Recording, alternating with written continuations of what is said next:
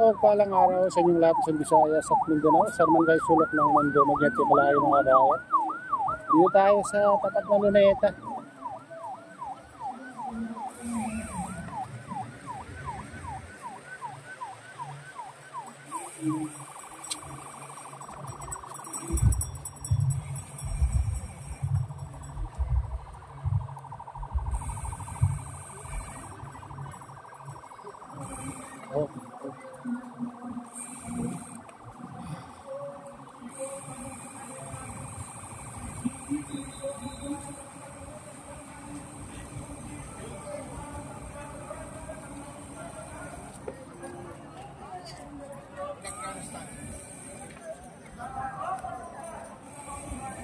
Ganito karami ng mga kabayan sa rally ngayon.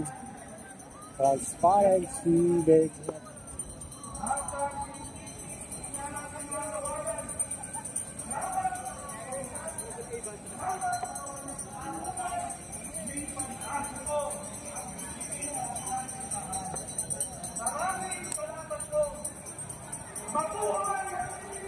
Mabuhay! Mabuhay ang Pilipinas!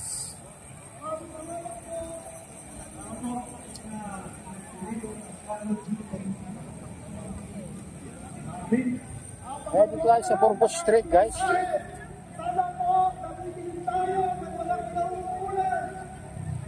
Marinig sana ang ating panawagan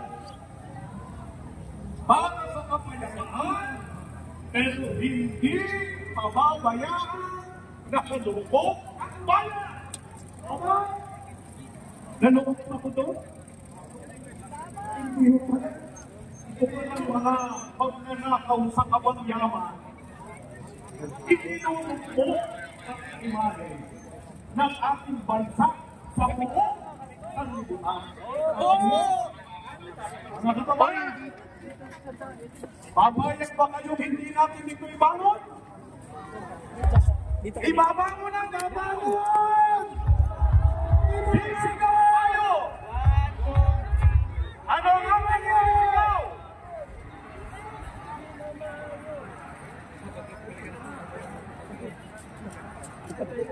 Maliwanag ang mensahe ng unang tagapagsalita kahit papanagutin!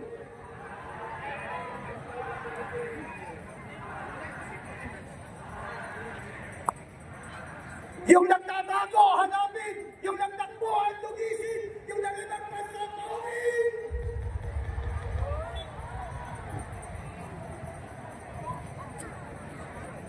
At sana, ang nag-iimbestiga, huwag puro drama! Yan! Papanagutin ang magnanakaw! Ano gagawin sa magnanakaw?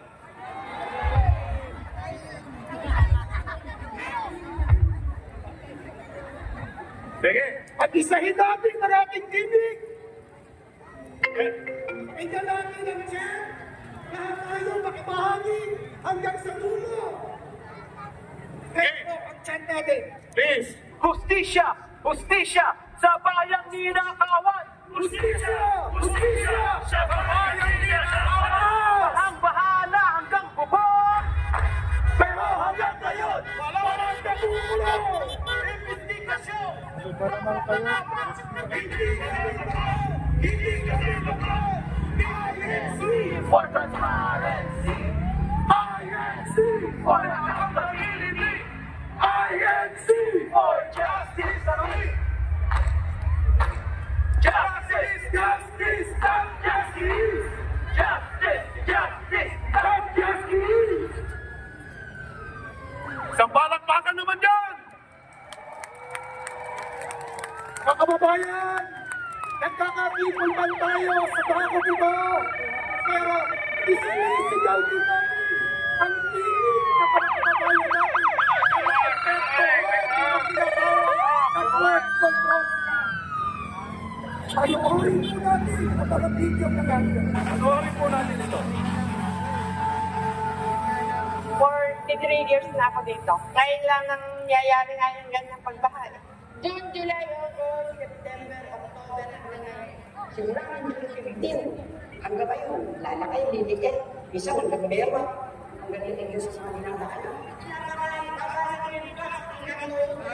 Kaya ang ginawa nila, inipin siguro. Yung kalahati, napunta sa kanila. Nandito ako, ang ginawa ito. Kulang sa semento, kulang sa bakal, pinipinhat, pati yung mga parambak. Yan lang ang ginawa, yung riprap, alpak pa yung gawa. Ang nilagay sa kulan, ang nilagay ng lupa. Papasok dito, tingnan nyo naman ang lugar nila. Kaya dito, hindi na rin nawawala yung tubig. Puro ganyan na lang. Pati presidente na, hindi na, bakit pinagmahal niya? Wala siyang hindi na pinagmahal. Bakit po kami balik? Kasi hindi naman dapat namin talaga ito dinadanas. Hindi ako talaga sinasabi ko, sanay kami sa baha, pero hindi naman dapat gato katagal. Lahat yung nagagalit. Dahil sa sistema ng ginawa nila, puro hindi ko ayos. Alam ko malasakit sa kapwa ko, kaya kami nagkaganito. Mahirap.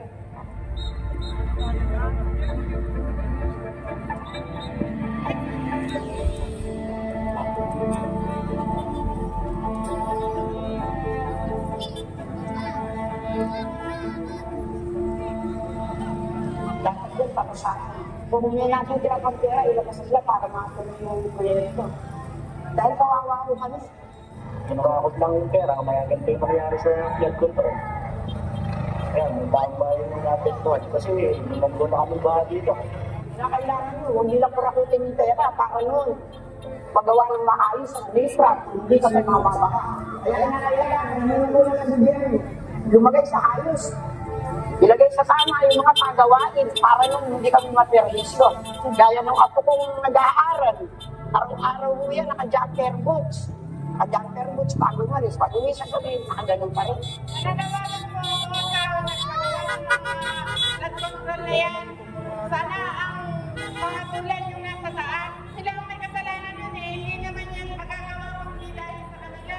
Sila ang pumirma dyan. Dapat sila yung makasuhan. Hindi yung nandun sa ibaba na.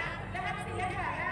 Kayo yung mga nanungunan ng gobyerno, kinakailangan gawin ninyo yung tama para hindi kami nahihirapong mamamayan dito sa Kalupit. Hindi rin natatapos yung hearing, hanggang puro hearing. Dapat may solusyon para saan?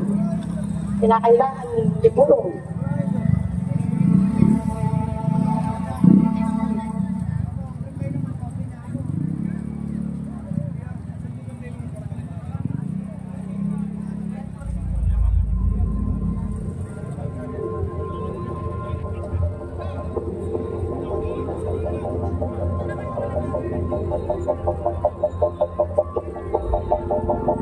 Mababaw mo po ito. Mababaw.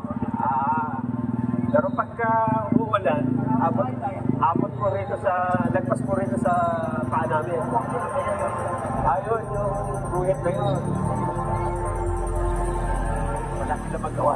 Kailangan nila tanggapin ang sitwasyon. Sobrang hirap na inaabot namin ngayon. Yung mga apo ko, hindi nang kapag-aral. Kasi araw-araw nilang ganyan tubig ngayon. Sobrang napahirap ng lahat. Noong araw, nakakapag-tanim, nakaka-ani ng palay, pero ngayon ho, ala na, halos parang dahil. Problema pa, tapos wala kang makita sa tutulong ganyan. Wala diba sana? Nag-isa ka lang. So ngayon po, nung di pa po ganyan, medyo may kaya po ng konti. Ngayon po. Ngayon po siguro.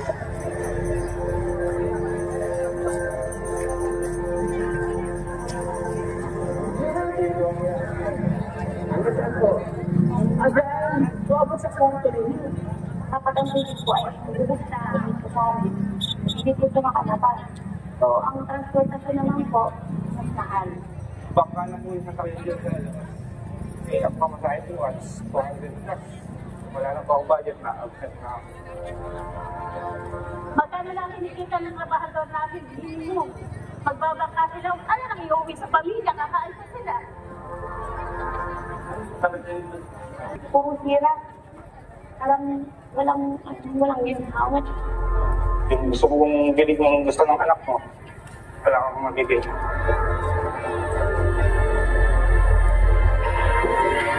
Naging naging parte na ng buhay nila ito dahil ilang taon na ang ganito ang sitwasyon dito sa Kalumpit, Bulacan.